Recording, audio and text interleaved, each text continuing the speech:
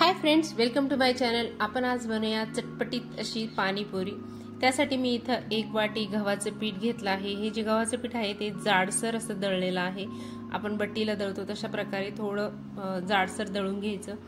त्यानंतर यामध्ये घातले आहे अर्धी वाटी रवा। आपण जो पापडसाठी पापडखार वापरतो तो घेतलेला आहे मी इथं अर्धा चमचा। अगदी थोडंसं मीठ घालायचं, कारण पापडखार हा थोडा खारटच असतो, त्यामुळे थोडंसं मीठ घातलं।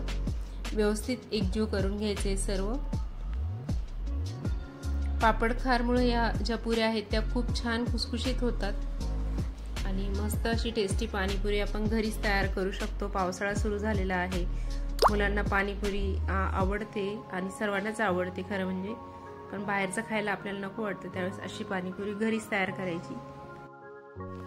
थोडंसं पाणी घातलंय या पिठामध्ये मी आणि व्यवस्थित असं एकजीव करून घेतलं आहे। आपण पुरीला मळतो तशा प्रकारचं घट्टसर पीठ मळून घ्यायचं। एकदम टेस्टी आणि क्रिस्पी अशा पुऱ्या तयार होतात। या कणिक मळून ठेवल्यानंतर याला 3 ते 4 तास व्यवस्थित भिजू दिलं पाहिजे, तरच पुऱ्या खूप छान काठापर्यंत फुलतात। त्यामुळे मी कणिक मळून घेतलं आणि त्यानंतर एक कॉटनचा रुमाल घेतला, त्याला ओला करून घेतला हलकासा आणि या कणिकवर ठेवून याला झाकून ठेवलं आहे 3-4 तासासाठी।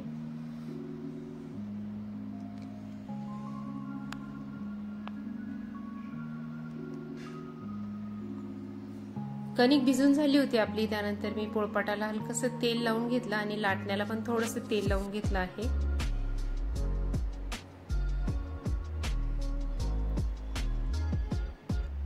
हे बघा, मस्त अशी कणिक भिजली होती।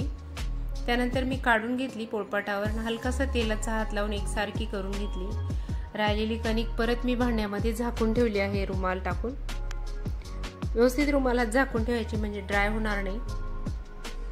चांगल्या हाताने कणिक मळून घेतली आणि आपण याचे छोट्या छोट्या लाट्या तयार करून घेऊया।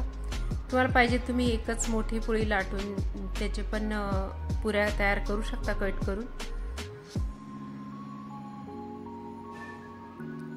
रोल करून घेतला मी, हलकासा तेलाचा हात लावून घेतला होता हाताला आणि अशा प्रकारे रोल केला। त्यानंतर त्याला कट करून घेतला आणि छोट्या छोट्या लाट्या तयार करून घेतल्या। या सर्व लाट्या तयार करून घेतल्यानंतर परत त्याच भांड्यामध्ये रुमालामध्ये मी व्यवस्थित झाकून ठेवल्या, किंवा तुम्ही एखाद्या कॅरी बॅगमध्ये सुद्धा हे झाकून ठेवू शकता। कट केलेल्या लाट्या मी हाताने गोलाकार करून घेतला आणि भांड्यामध्ये ठेवल्या आहे। मध्येच जर आपल्याला हाताला चिटकते असं वाटलं तर तेलाचा हात लावून घ्यायचा आणि याच्या पुऱ्या लाटून घ्यायच्या। पूर्ण लाट्या तयार करून घेतल्या आणि बघा अशा छोट्या छोट्या आकाराच्या मस्त अशा पुऱ्या तयार करून घेतल्या आहे। मीडियम साईज मध्ये पुऱ्या लाटायच्या। ह्या खूप पातळ नाही करायच्या, खूप पातळ जर केल्या तर मग ती पाहिजे तेवढी फुगत नाही। अगदी पटपट लाटून होतात लाट्या तयार करून ठेवल्यामुळं। अशा प्रकारे सर्व पुऱ्या लाटून घेतल्या आणि यावर एक कापड टाकून घेतला, परत तो कॉटनचा रुमाल अंथरून घेतला आणि थोडा वेळ अशाच ठेवून दिल्या। त्यानंतर तेल गरम करून घेतलं। हे बघा, पूर्ण पुऱ्या लाटून झाल्या होत्या। त्यानंतर कढईमध्ये तेल गरम करायला ठेवलं आहे। कढईत थोडंसं तेल घ्यायचं, कारण आपल्याला या ज्या पुऱ्या आहेत या पुऱ्यांवर तेल टाकायचं असतं, त्यामुळे कमी तेल घ्यायचं। तेल चांगलं गरम करून घेतलं आणि त्यानंतर यामध्ये एक एक पुरी टाकायची आणि वर त्यावर तेल उडवत राहायचं, म्हणजे ती खूप छान अशी काठापर्यंत फुगून जाते।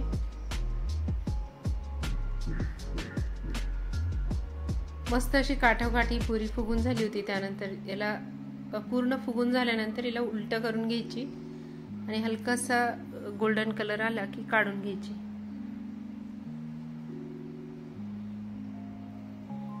असं पुरीवर तेल टाकत टाकतच मी सर्व पुऱ्या तळून घेतल्या।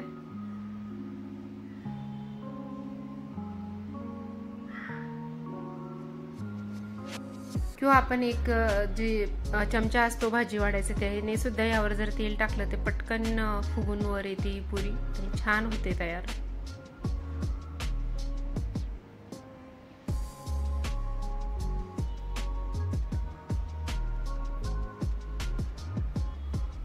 सर्वच पुऱ्या मी अशा प्रकारे तळून घेतल्या। आपण अशा प्रकारे पुऱ्या तळून 2-3 दिवस सुद्धा स्टोअर करून ठेवू शकतो।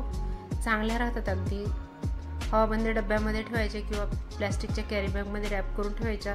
अजिबात नरम पडत नाही, पावसाळ्यात सुद्धा नरम पडणार नाही.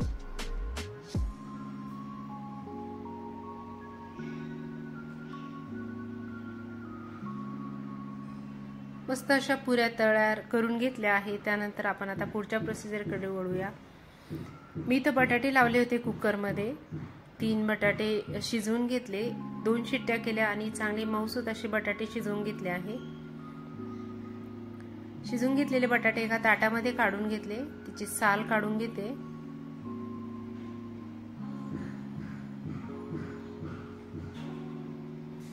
त्यानंतर चिंचेचा कोळ घेतलेला आहे. मी 1 वाटीभर चिंच गरम पाण्यात भिजत घातली होती, ती एका कुकरच्या डब्यात काढली आणि 250 ग्रॅम खजूर घेतले होते, ज्याला स्वच्छ धुवून बिया काढून घेतल्या.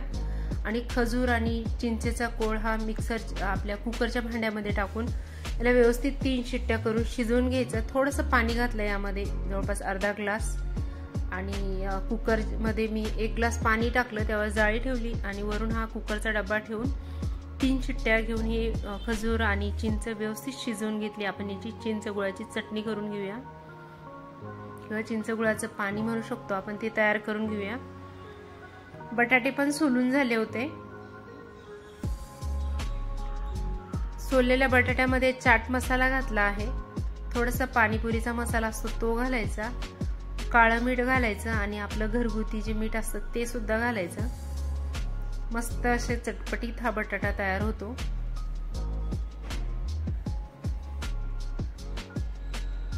चांगलं एकजीव करून घ्यायचं.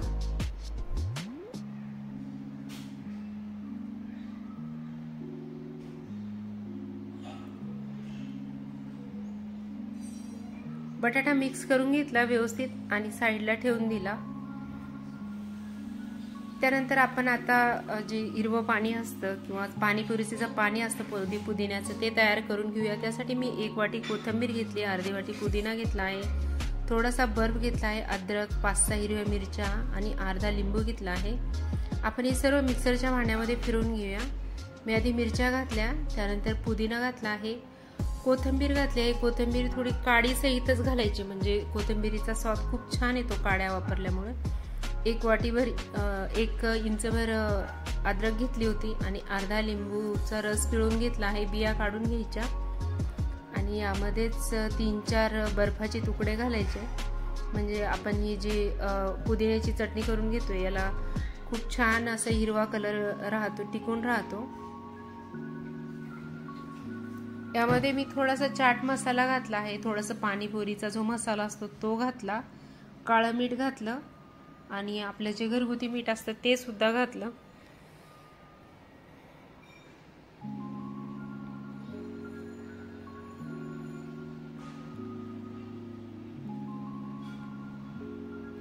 झाकण लावायचं आणि याची चांगली बारीक पेस्ट तयार करून घ्यायची.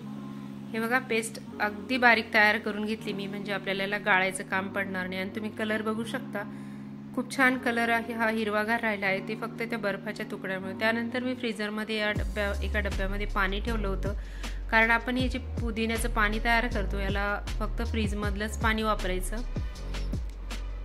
त्यानंतर मिक्सरच्या भांड्यामध्ये मी थोडंसं पाणी घातलं आणि जवळपास 1 ते 1.5 लिटर एवढं हे पुदिन्याचं पाणी मी तयार करून घेतलं. आपल्या गरजेनुसार थोडंसं फ्रीजरमधलं पाणी घातलं आणि काही साधं पाणी सुद्धा यामध्ये ॲड केलं. 1 ते 1.5 लिटर जेवढं मला पाणी बनवायचं होतं तेवढं तयार करून घेतलं, व्यवस्थित मिक्स केलं. मस्त असं हे पाणी तयार झालेलं होतं आणि स्मेल सुद्धा अगदी अप्रतिम येत होता. थोडीशी टेस्ट करून बघितलं, या वेळेस तुम्ही टेस्ट करून बघितलं, तुम्हाला मीठ वगैरे कमी लागलं तर तुम्ही यामध्ये ॲड करू शकता. त्यानंतर खारी बुंदी घेतली आहे, थोडीशी ती यामध्ये मिक्स करून घेतली. मस्त असं पुदिन्याचं पाणी तयार झालेलं आहे. मेन जी पाणीपुरीची टेस्ट असते ती या पाण्यावरच असते, त्यामुळे व्यवस्थित हे पाणी तयार करून घेतलं. त्यानंतर इथं मी गूळ कट करून घेत आहे, 1 वाटीभर गूळ कट करून घेतला. आपल्याला आता चिंच गुळाचं पाणी तयार करायचं आहे.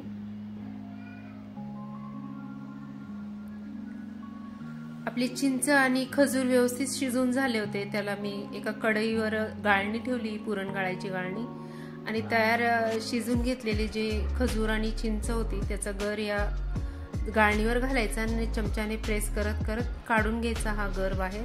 म्हणजे खजूर आणि चिंचेमध्ये जे धागे वगैरे असतात ते चटणीमध्ये येणार नाही आणि खूप छान स्मूथ अशी चटणी तयार होते किंवा आपले जे पाणी आहे ते मस्त असं टेस्टी तयार होतं. याला गाळणीवर गाळून काढून घेतलं मी. थोडंसं पाणी घालायचं म्हणजे ते पटकन निघून जातं.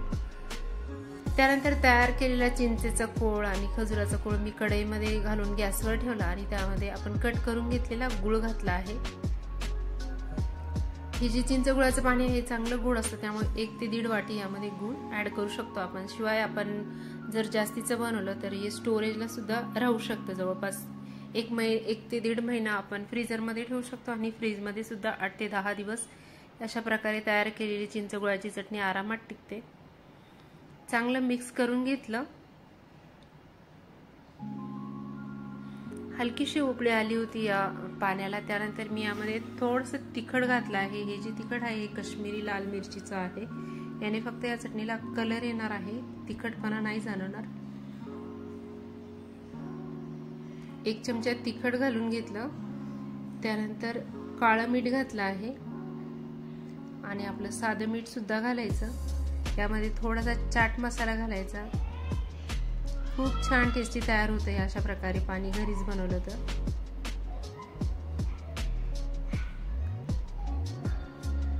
आपलं जे घरचं मीठ असतं रेग्युलर वापरतो आपण ते सुद्धा घालायचं चवीप्रमाणे आणि व्यवस्थित हे पाणी उकळवून घ्यायचं 5 ते 7 मिनिटासाठी. जेवढं जास्त उकळवलं आणि उकळल्यानंतर जर पूर्ण गार होऊ दिलं तर हे पाणी घट्टसर होतं आणि अजून याची टेस्ट खूप छान लागते. हे बघा जवळपास 5 ते 7 मिनिटं झाले होते. पाण्याची जी साईज आहे उकळून कमी झालेली आहे. हलकासा घट्टसरपणा आला याला आणि पूर्ण गार झाल्यानंतर अजून घट्ट होईल. यावेळेस मी आता गॅसची फ्लेम बंद केली आणि याला पूर्ण गार करून घेतलं. पाणीपुरी खाण्याची वेळ झाली होती. तयार केलेला बटाटा मी पुरीमध्ये भरून घेतला.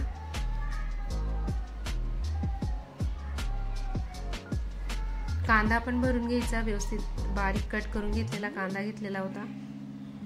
त्यानंतर जी खारी बुंदी असते ती सुद्धा पाणीपुरीमध्ये भरायची.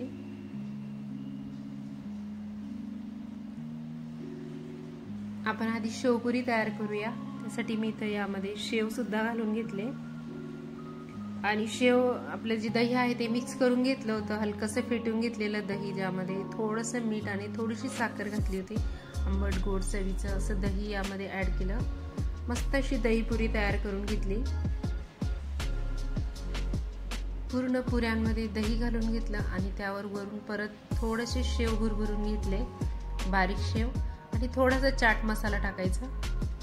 मस्त टेस्टी अशी पाणीपुरी तयार होते. तुम्ही जर अशा प्रकारे पाणीपुरी घरी तयार केली तर तुम्ही कधीच बाहेरची पाणीपुरी खाणार नाही. थोडी मेहनत आहे पण पाणीपुरी 1 नंबर तयार होते. एखाद्या दिवशी डिनरला, स्वयंपाकाला, संध्याकाळच्या स्वयंपाकाला सुट्टी घ्यायची आणि मस्तपैकी अशी पाणीपुरी तयार करायची. बघा आपलं जे लाल पाणी आहे चिंच गुळाचं पाणी ते आता घट्टसर तयार झालं होतं. साधी पण पाणीपुरी तयार करून घेतली. यामध्ये तिखट पाणी, गोड पाणी ऍड केलं आणि वरून अशी शेव आणि बुंदी भरभरायची. मस्त चाट मसाला टाकायचा आणि छान अशी टेस्टी घरीच तयार केलेली पाणीपुरी एन्जॉय करायची. व्हिडिओ आवडला असेल तर लाईक, शेअर, सबस्क्राईब करा.